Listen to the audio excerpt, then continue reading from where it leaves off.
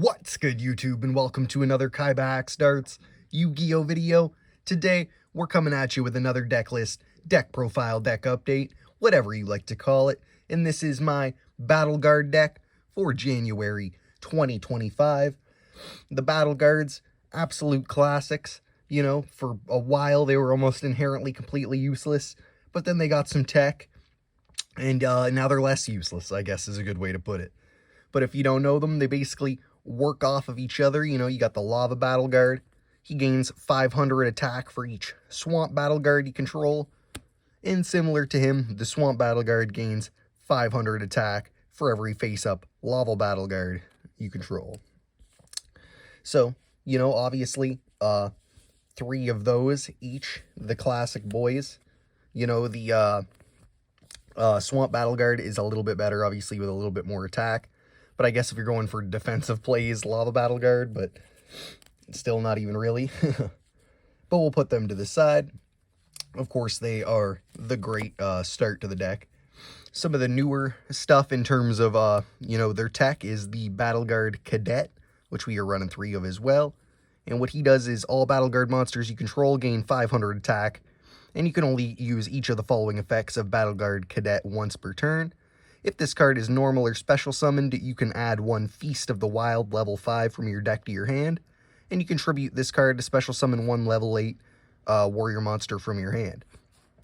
So, we'll get into what those kind of later techs that he goes into, but he is a pretty versatile card for the deck, and obviously gives them a little bit of a boost.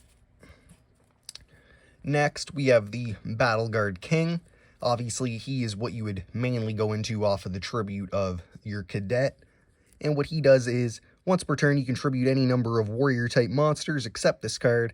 And for each tributed monster, this card gains 1 additional attack during each battle phase this turn. So you can pop in pretty hard with that 3,000 attack, you know, especially if you can find a way to clear their board, then go into this. And then, you know, get 1 or 2 extra attacks. You know, you win. You could possibly get that BattleGuard OTK going or something. And of course, this deck is still a work in progress, and you know, if you have any tech to add in, let me know in the comments. Lastly, for the monsters, so far we have Kaiba the Hidden Star. He's just a great little level 5 earth piece, you know, fits in well with the deck. And it is, you can special summon this card from your hand by tributing 1 light or earth warrior monster, so like anyone in the deck. And if you do, this card gains attack equal to the tributed monster's original attack. And you can only special summon Kaiba the Hidden Star once per turn this way. You can banish 1 warrior monster from the graveyard, send 1 light or earth warrior monster from your deck to the graveyard. And you can only use the effect of Kaiba the Hidden Star once per turn, or this effect, sorry. So he is some extra tech, and of course he's another decent level 5 warrior for the deck. And like I said, let me know if there's any other tech you think I could add in, but moving into spells, we are running 3 BattleGuard Echoes. And of course, you can see it features our main lads on there. And it is, when this card is activated, you can add 1 level 5 Earth Warrior monster from your deck to your hand. So, you know, like any of the BattleGuards except for Cadet and King, the main, you know, the main 2 boys. And then discard 1 card. And once per turn, if a monster is returned from the field to the hand, even during the damage step, you can activate 1 of these effects. Add 1 BattleGuard Rage or BattleGuard Howling from your deck to your hand, or change 1 face-up monster on the field to face-down defense position. So, lots of little tech there, and of course it's continuous. Next, we have Feast of the Wild, level 5. This is what was mentioned on Cadet, what you can search when he is normal or special summoned. And it is special summon up to 2 level 5 warrior-type monsters from your hand and or graveyard, but their effects are negated. Also, for the rest of this turn, they cannot attack. So, this is some great stuff to go into extra deck plays or to use as fodder for your king. Then, you know, there's lots of different tech, but of course, this can be very easily set up, you know, with like the Kaiba stuff, sending something to the grave, or, you know, just many different plays. So, of course, it works well with the deck, and it shows them having like a little powwow, you know, around a fire, which is pretty decent. Next, of course, 1 reinforcement of the army, you know, to get a cadet to hand, you know what I mean, a good little search for the boy. Of course, if you had some other warriors in the deck, you know, you can do different stuff, but I figured it fit in well. Next, we have the warrior returning alive. Target one warrior monster in your graveyard. Add that target to hand. So, of course, this is just a good way to recycle something back into the hand that you might, want there. Next, we have a Blistering Winds. Figured this kind of fit in with the classic-y kind of stuff of, boosting up their attack. So, it goes in there, and it's, like I said, it's just a bit of a tech piece while I'm figuring out more strats for the deck. Next, I threw in this just because it had, it kind of references a bit of the Rush Recklessly essence of back in the day. But, it does have the Lava BattleGuard on there. It is Ego Boost. When a monster declares attack, target one face-up monster on the field. It gains 1,000 attack until the end of the battle phase. So, obviously, you'd put this on your Lava BattleGuard. I just thought it, it featured him in the card art. Plus, it kind of fit in with boosting their attacks and stuff, like the old days. Next, just a Pot of Avarice, just to get some recycle power in there, a little bit of draw power. Half decent. And then we just threw in a Cosmic Cyclone as some removal, basic stuff, until I get a bit more strats in the deck. Moving to the traps, we got 3 Skill Successor. Another one mainly in there just because it features the boys on it, but or until I figure out some more tech. But it is target one face-up monster you control. It gains 400 attack until the end of this turn, which really isn't that good, but it is what it is. And during your turn, except the turn this card was sent to the graveyard, you can banish this card from your graveyard, then target one face-up monster you control. That target gains 800 attack until the end of this turn, which is slightly better. Still not that good, but it is what it is. You could, and I think technically speaking, you could have lined up, multiple versions of them in your graveyard and go for a big fat attack boost. Sorry about that. Next, we got 3 Howling, BattleGuard Howling. This is the one you can search with the, I get all their names, BattleGuard Echoes.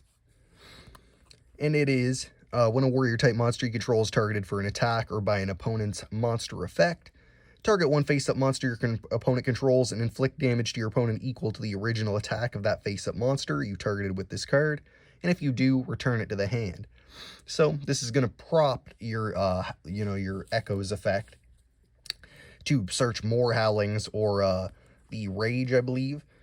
And then, obviously it's going to help you do some more damage. It's going to be a bit of protection. And if you're hitting an extra deck monster, it's going to put them back a little bit probably. And of course, it's just a normal trap, so it is searchable with like Trap Trick and stuff. Next, we got 3 of the BattleGuard Rage. Activate this card by targeting one warrior-type monster you control. Gains 1,000 attack, and monsters destroyed by battle with it are returned to the hand instead of going to the graveyard. And when that monster leaves the field, destroy this card. So, it obviously has a bit more staying power, but you know what I mean? So you can go in a little bit more with the sauce.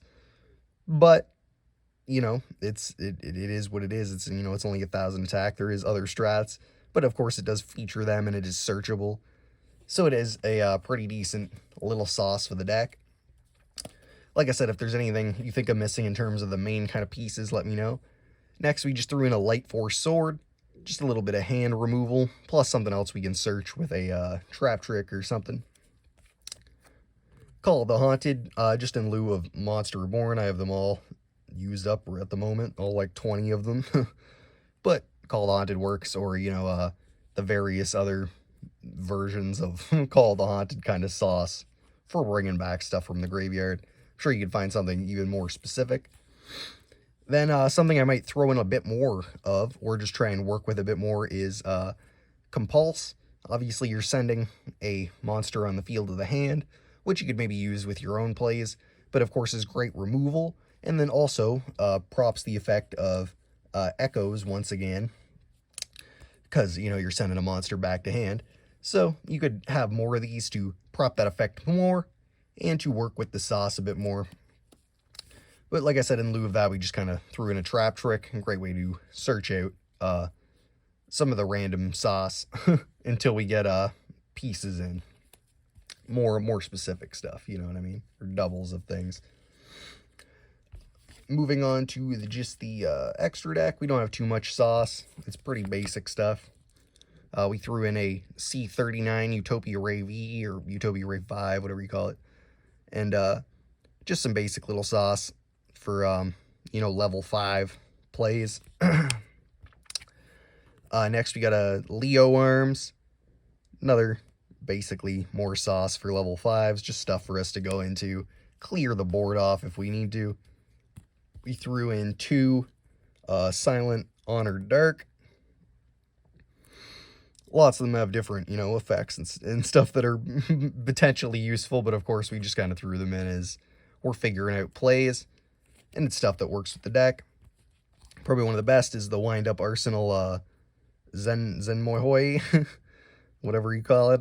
2 level 5 monsters, and you can detach a material, then target 2 set cards on the field, destroy them.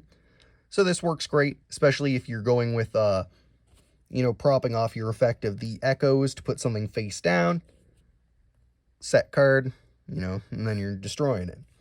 So there is a lot of weird effects you can pop off and start to line up. And then lastly, we just threw in a rat in the Heavenly General. You know, I got like 50 of these from dollar store packs. Some kind of link plays, you know what I mean, for the moment. Like I said, let me know if there's anything you think I missed.